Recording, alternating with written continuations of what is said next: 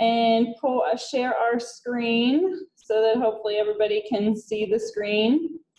Can you all see my PowerPoint? Yes. All right, perfect. Then I'm going to introduce our speaker for today. Mr. Don Breitbarth is going to talk about some of the work that he has done on ATD Team 3 to help address students' material needs in the classroom. So take it away, Don. Thank you, Caroline. First, I need to correct Caroline.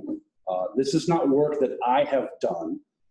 This is work that a team of people has done. The material needs team consists of Molly Christie from North Campus, Carolyn Evans from Allegheny, Rebecca Ellenich from North, Suzanne McHenry from North, Carissa Monaco from South, Jessica Rahim from Boyce, and Katie Mosley Turner from Allegheny Campus. We are the material needs team of Achieving the Dream, and it's a pleasure for me to be here. Some of you may have seen portions of this presentation before, but I promise you there's some new information if you can just make it to the end of the presentation with me. So hang in there. So, okay, the arrow's not working. I got to use the clicker to advance the slide. Here? Oh, there you go. There we go. That's the button. So, why focus on material needs, Don, and your team? Well, first of all, let's talk about what material needs are. What do we mean by material needs? We mean material, financial, non-academic barriers that students are encountering outside the classroom. It could be transportation issue. It could be lack of funds. It could be insufficient daycare, things of that nature. Material needs, not educational needs or tutoring needs, but educational needs. Hang on here, we're just going to mute somebody. Maybe. Get some feedback here. Patience. Sorry, trying to figure out who it is. There we go. Found him now. Okay. So why focus on material needs? Well, some of the obvious answers are, if you can help students meet the material needs outside the classroom, it will improve retention. It'll improve completion rates and transfer rates to four-year schools. Helping students address the material needs will also ensure a quality, affordable, equitable education for all students. There's also economic benefits associated with helping students meet the material needs. Increased revenue for the school through increased tuition for students who are retained and take more classes. And that in turn hopefully gets us more money from the state of Pennsylvania and state apportionments.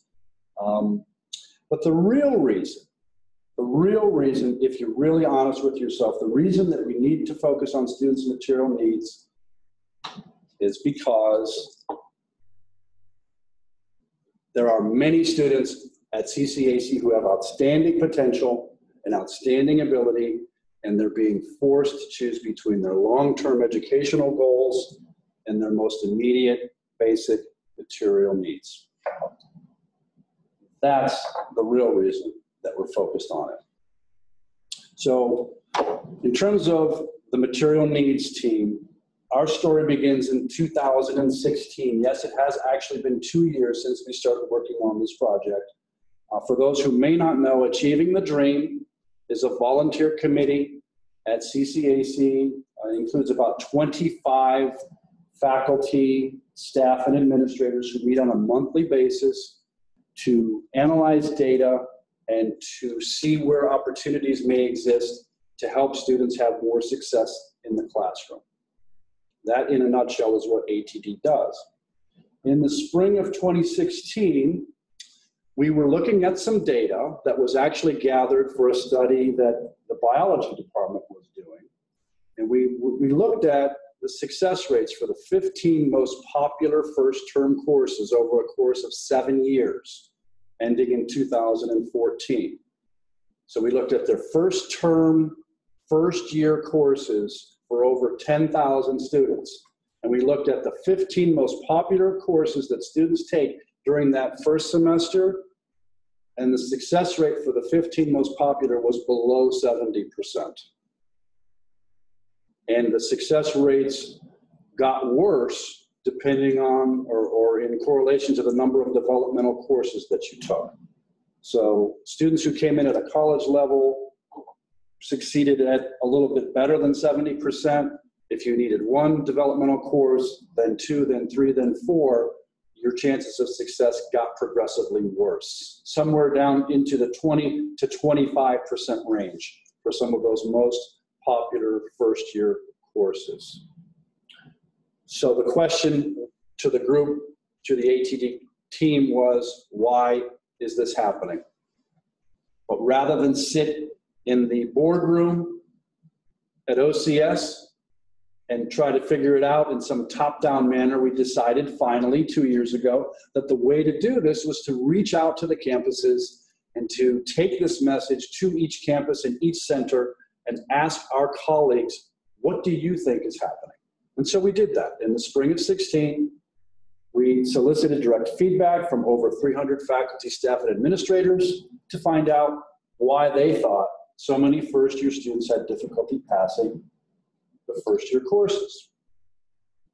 And we received quite a bit of feedback. I think it was 4 or 5 pages of typed feedback that we ended up compiling. And what we boiled it down to, some of the most popular answers were the reason students weren't having success in their first year was because they didn't understand the difference between college and high school. They were not prepared for the rigors of college. Perhaps the students lacked guidance at home. Maybe they were a first-generation student who didn't have a role model or anyone that they could ask about how to do college. In some cases, students may not have been prepared. They may have never intended to go to college. They didn't do college prep courses in high school. College was maybe a last-minute decision.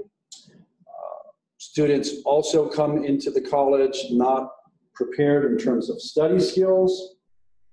And even at this early stage, some of our colleagues thought that work and transportation issues and daycare challenges had a lot to do with students not having success during their first semester. So we boil that down to many students don't understand what's expected of them in college. But the more we thought about it, the more we realized that it wasn't just the students who didn't know how to do college, but here, wait a minute, here it is.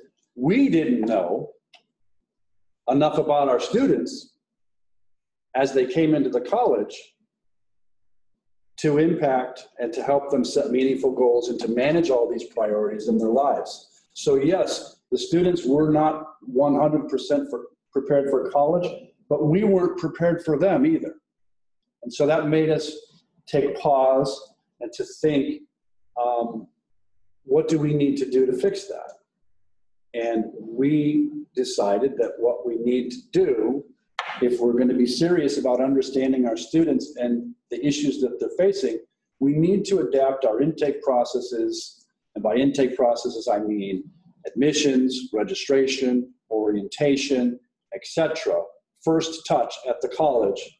We need to adapt those so that they're more deliberate and holistic and proactive, so that you're looking at the whole student and make them less transactional, which means apply to the college, take your placement test, meet with an advisor, get a schedule, good luck. We wanted to change it so that our intake processes were more relational and less transactional. And so again, we went out and we gathered more feedback and we asked, what can we do to impact students more early on in the process? And we came up with 4 areas that we decided to focus on. One was to redesign orientation. Another one was to create a College 101 class, which is still in the process of happening. Another team worked on exploring how to use multiple measures for placement purposes. That's how we ended up using high school GPA as a way to place students. And our team decided to focus on the non-academic barriers that students are encountering outside the classroom. So we broke into 4 teams, and the 7 of us joined the material needs team, and we met, and our goal since the beginning has been very simple and very straightforward. Our goal is to identify the students' material needs outside the classroom and to match those needs with existing resources sooner. That's it, in a nutshell. We know that students have these issues. How do we know? Because we hear about them in the classroom. We hear about them at midterm when students are failing. We hear about them at the end of the semester when students are withdrawing from classes. We see that when students don't return and they fill out the reasons that they're not returning, and the reasons are issues that they're dealing with outside the classroom. So we know that these things are happening, but it's too late at midterm to really affect change for the students. It's too late at the end of the semester to affect change with the students. So how do we come up with a system or a way to identify the students' material needs sooner in the semester, not at midterm, not at the end? And what does that mean in terms of how we would need to adapt our current processes? And how can we adapt those processes not only to identify the needs of the students sooner, but to make it easier for everyone, faculty, staff, and students, to know what to do when students in your class encounter these issues. So that was our goal, to identify the needs of the students sooner and to connect them with resources more quickly. So the first thing that we did is we set about conducting some research. We looked at some metrics that we have here at CCAC, and unfortunately there weren't a lot of things that we could study. We didn't do a lot of surveying or querying of students early in the semester. So there wasn't a lot of data to look at, but we did look at the Pell Grants awarded, because that is, in some sense, that's a proxy measure of the students who you know at your college have needs, financial needs, and a lot of times that translates to the barriers that we're talking about outside the classroom. If you look at the bottom, you can see that the average across the college for students who are awarded Pell is around 32 to 34%. And again, these numbers are from fall of 17 and spring of 18. Allegheny campus at the top has the highest percentage of students who are receiving Pell. Although, quite frankly, Boyce and South are not too far behind. North has the lowest percentage of students who are receiving Pell.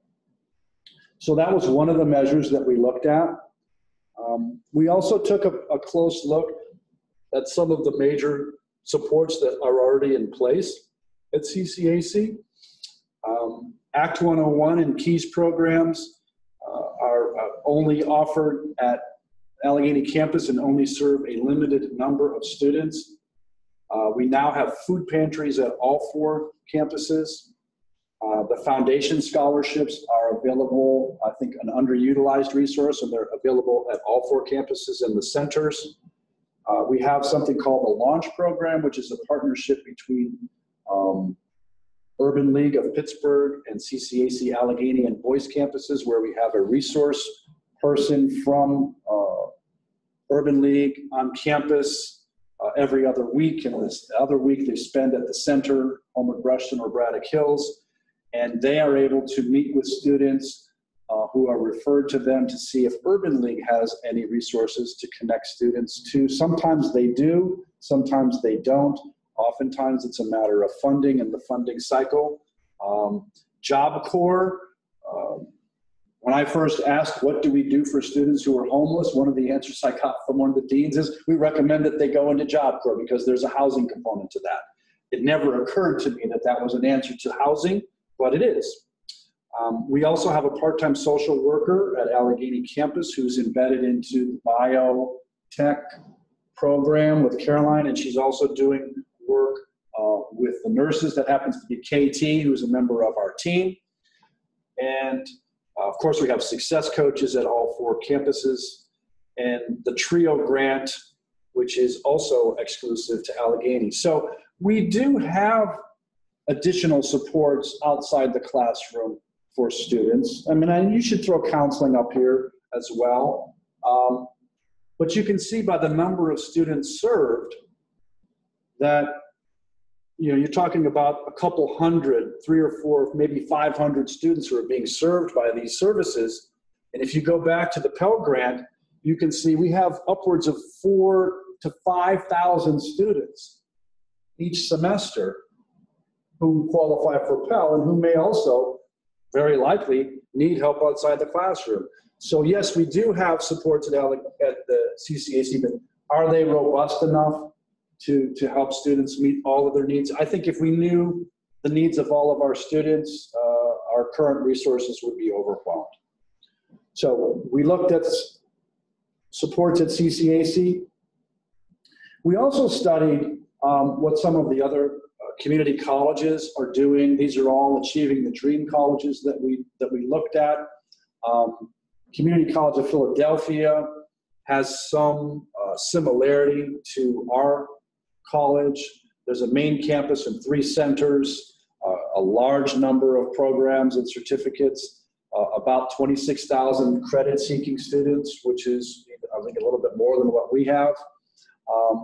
And what they do in Philadelphia is they have partnered with a national grant-funded program called Single Stop.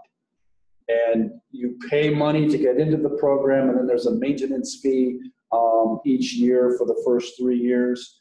We did the math, and it would have cost us upwards of $50,000 to get into that program. And really what they do is they do a very thorough job of screening students for benefits upon entry into the college. And they then connect those students to partners that they have identified in their area, and also the Department of Human Services. So they work directly with outside agencies to connect students to resources. Their number 1 most popular resource that they give to students is tax preparation, which kind of shocked me. But as they explained it, that's the pathway to financial aid, and that's the pathway for qualifying for many of the other benefits. Without a tax return, you can't do that. So then it made sense to me why tax prep. They also spend a lot of time, they have developed a special class, a special course for students to receive financial counseling, and legal aid is another very popular item, unfortunately. At the time we did this research, which was a couple years ago, they were serving over 1,000 students each year. And in 2013, 1,600 of their students received health care who did not already have health care prior to entering college. At Northeast Wisconsin Technical College, again, multi-campus, multi-center, 32,000 students, over 100 degree programs, very similar in size and scope to CCAC. They took a very simple approach.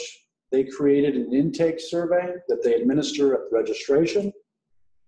And there were maybe 10 questions on it, and the questions were related directly to resources that they already had at the college. They were not at this point interested in connecting students to outside resources. They wanted to make sure that the students who needed to be in supportive services knew about it and got connected. Students who needed to work with a counselor knew about it, or a success coach. So they did a survey.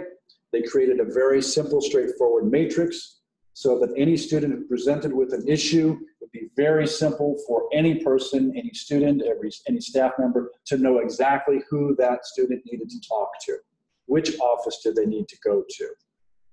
They tracked all their data via a program called Starfish, which is similar to what we use here, CRM Advise. It also allowed them to route referrals to the different offices so that they could be prepared for the students and to reach out to the students.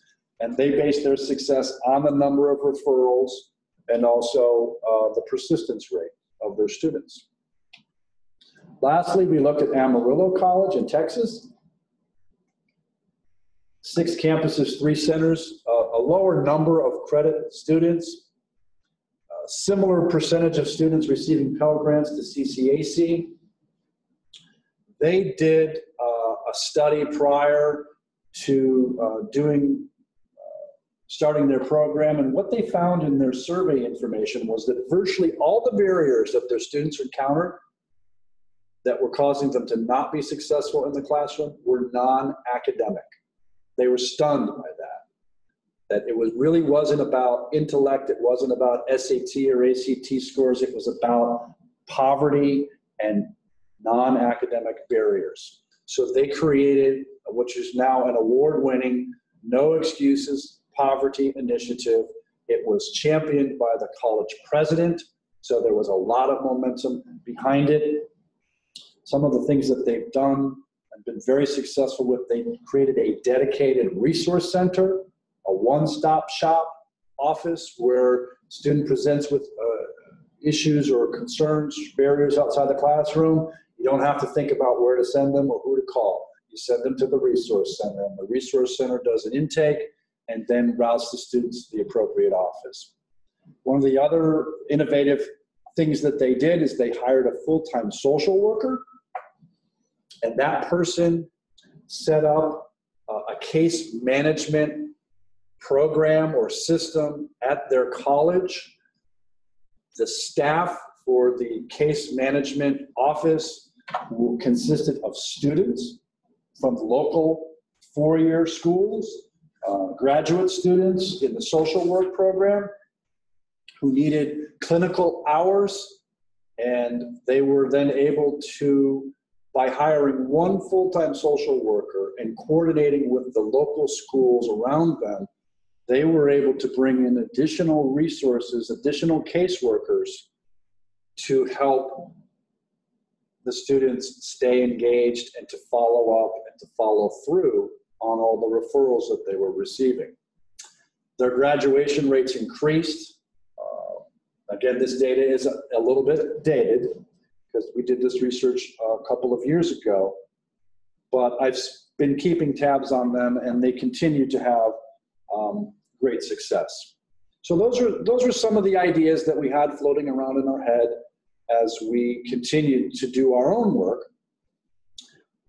So now, the spring of 17, the Greater Pittsburgh Community Food Bank did a survey for all Pittsburgh area college students, Pitt, Carlow, Chatham, and CCAC, Point Park, all the local colleges were included. And 132 CCAC students completed the survey, and I think it was a pretty intense survey, over 60 questions. And I cherry-picked a couple of the responses that I thought would be helpful to help us understand what our students are dealing with. This question asked the students in the last year, did you ever cut the size of your meal or skip a meal because there wasn't enough money or food? 132 CCAC students replied, and 62% of them said yes. They scrimped on meals or they skipped meals 62% of the time. Another question asked, even a little deeper question, in the last year, did you ever not eat for a whole day because there wasn't enough food? And 20% of our students who answered the survey said yes. 1 in 5 of our students went a whole day at some point without any food. In the summer and fall, actually the fall of 17, we created a very simple 10-question survey to take the pulse of our staff and our faculty to see what their impressions were with students and their material needs. We received over 300 responses.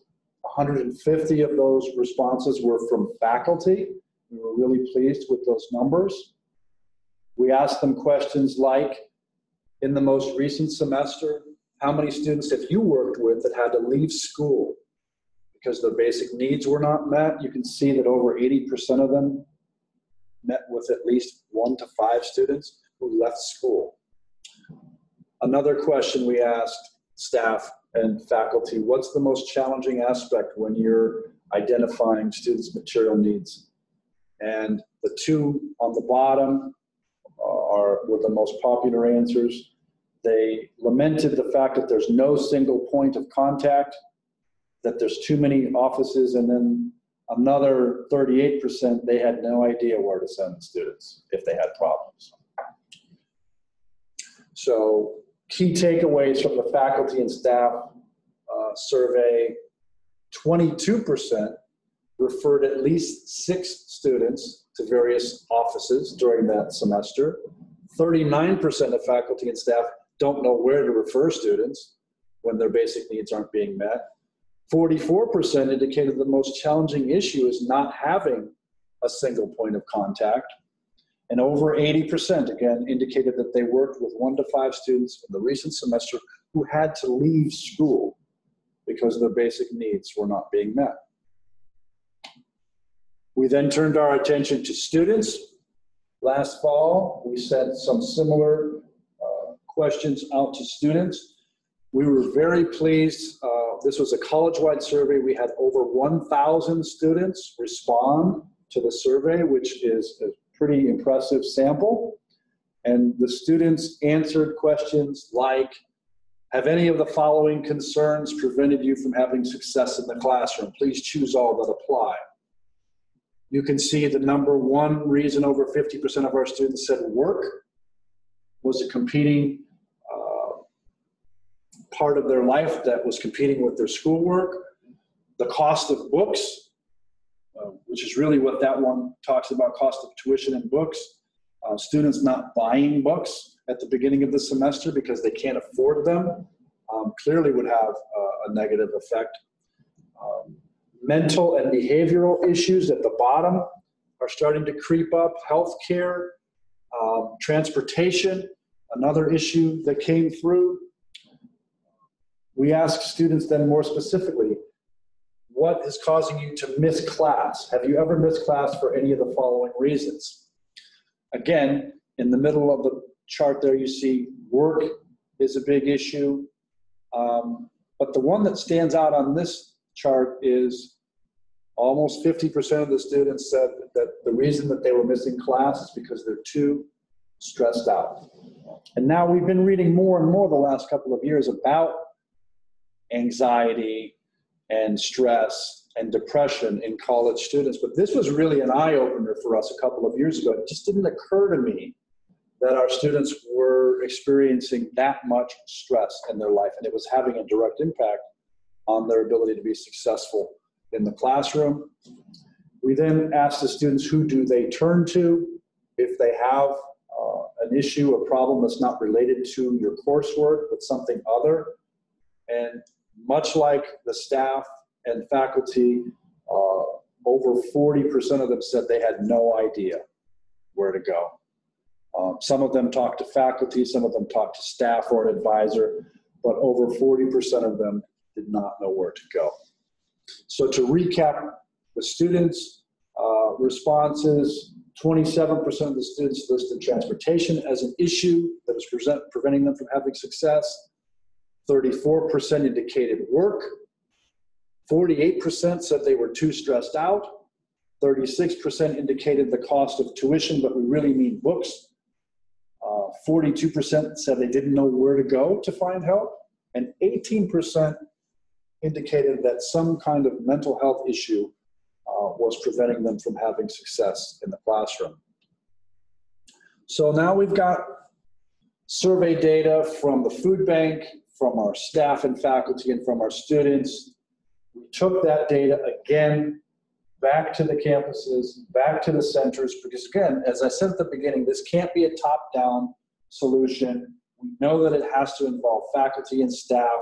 Their opinions matter, their input matters, their buy-in matters. So we took this information back to the campuses and to the centers, and we asked them 3 questions. How can we identify students' needs sooner? How can we connect them to resources sooner? and how can we encourage students and empower students to advocate and take advantage of the resources. And what we heard back from our colleagues, and we also included students in these focus groups, they suggested creating an intake survey or questionnaire. They thought it was really important that we do whatever we could to leverage existing resources in student services, counseling, orientation. A lot of focus was put on how can you reduce the stigma associated with asking for help. Many indicated that they didn't want to just give the students a handout.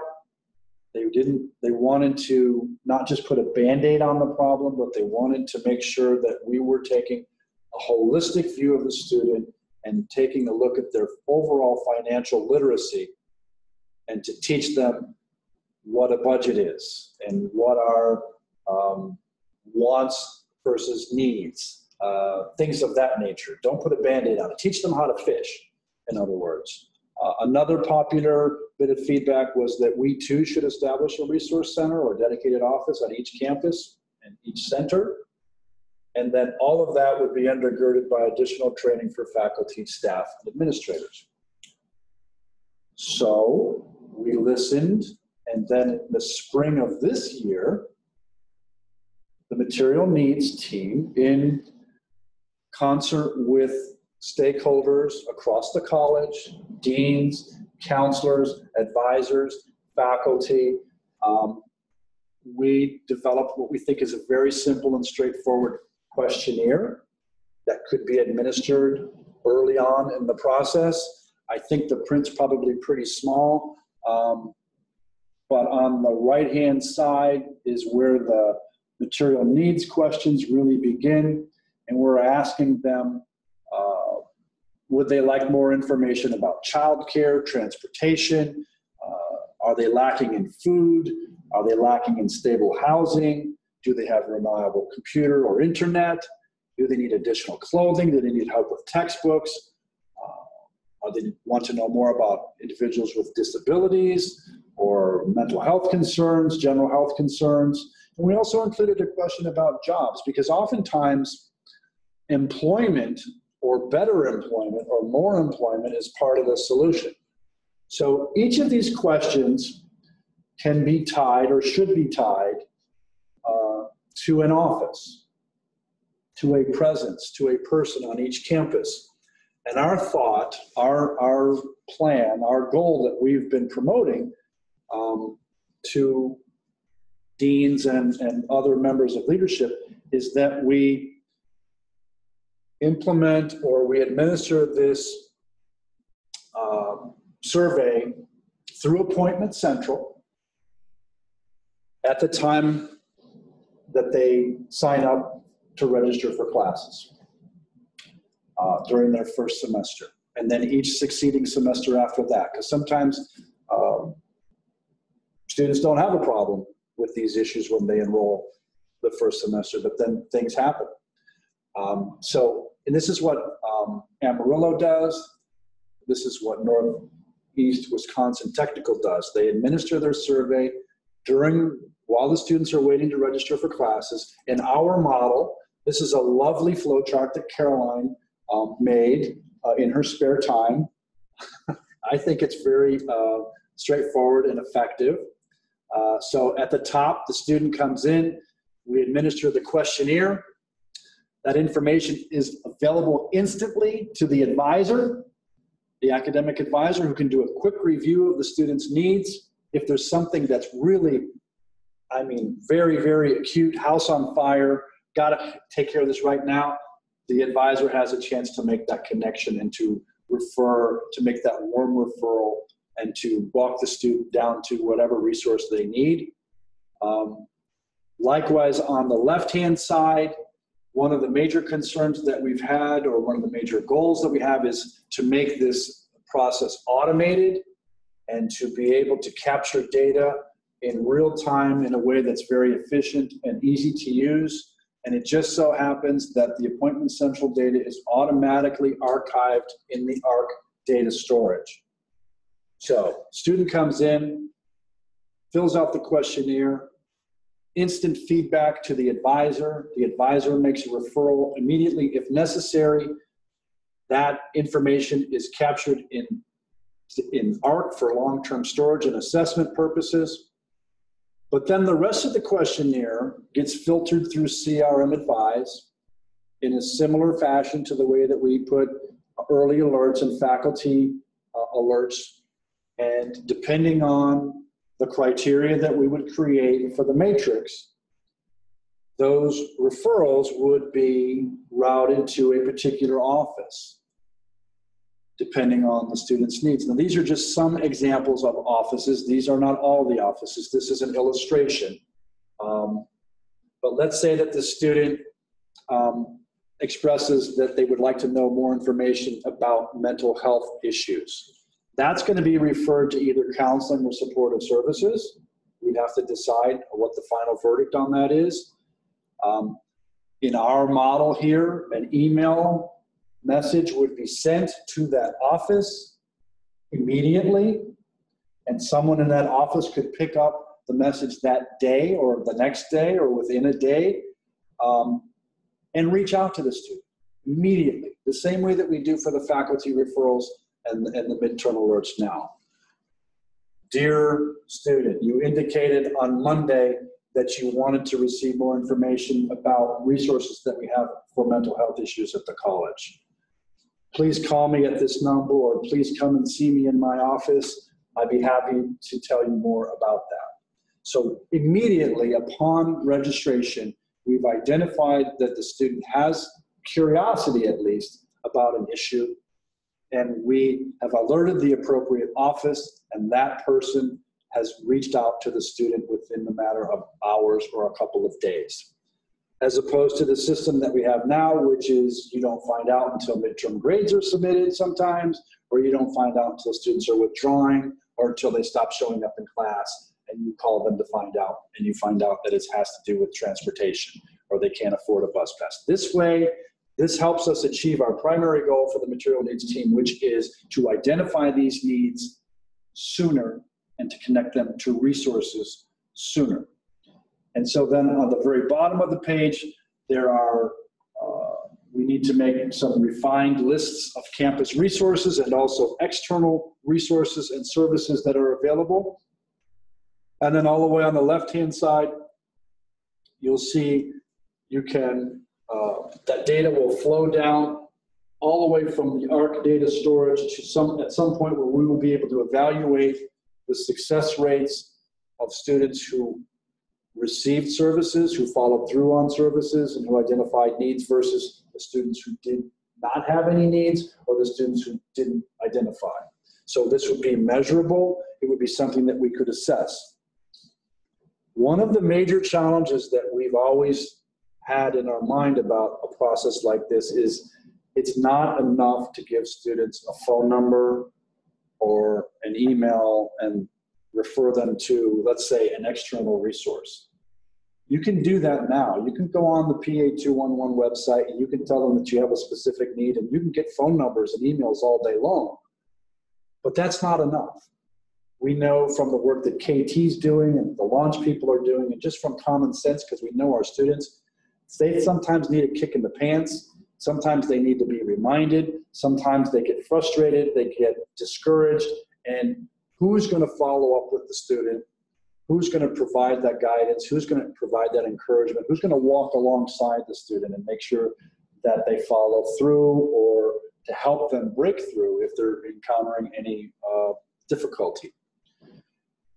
We thought perhaps success coaches could be part of that solution.